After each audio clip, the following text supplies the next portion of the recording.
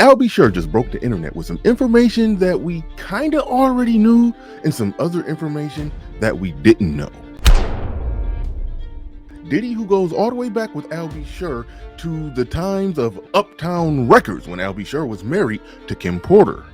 Diddy was accused or rumored of killing Kim Porter back in 2018 after he had a few kids with her.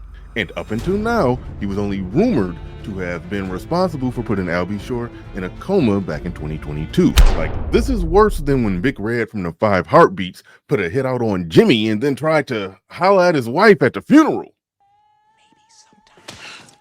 But despite of all that, Al B. Sure is working on a documentary about his life. And it's going to be a lot about Diddy's life in that documentary, seeing as Diddy pretty much stole Al B. Sure's life. After he got with his wife, adopted his son, and got Al B. Sure looking like Eddie King in the Five Heartbeats talking to Flash.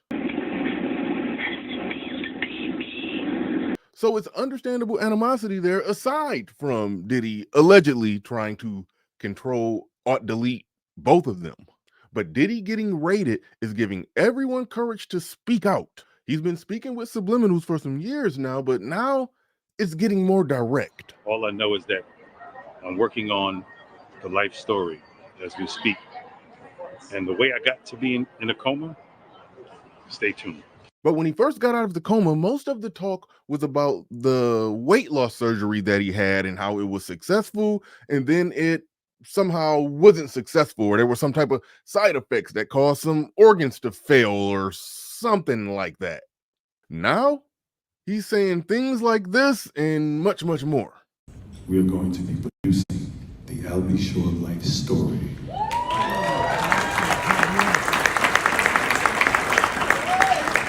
So hold on to your britches, and you'll really understand how I ended up in a coma. You're really going to need to call Homeland Security.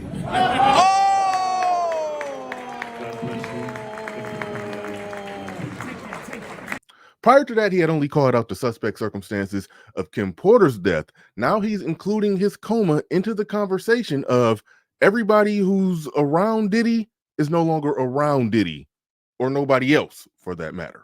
When you have evidence, you go to the police. When you have some evidence, but you can't really prove it, you go to the civil court and try to get some money. But when you got even less than that, you write a tell-all book or a documentary. So I gotta keep it a buck.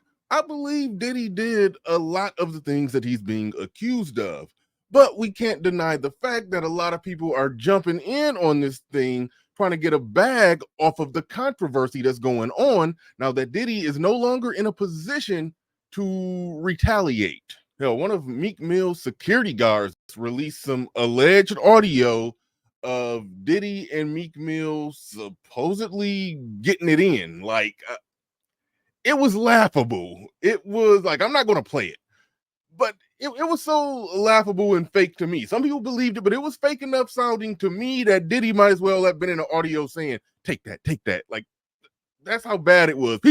People are trying to get the bag off of this. There's no denying that. But we can't ignore the fact that the early symptoms of heart failure and pneumonia does seem to be writing a tell-all book. These stories are crazy. And a crazy story about Diddy that just recently was told is right here when you tap the box.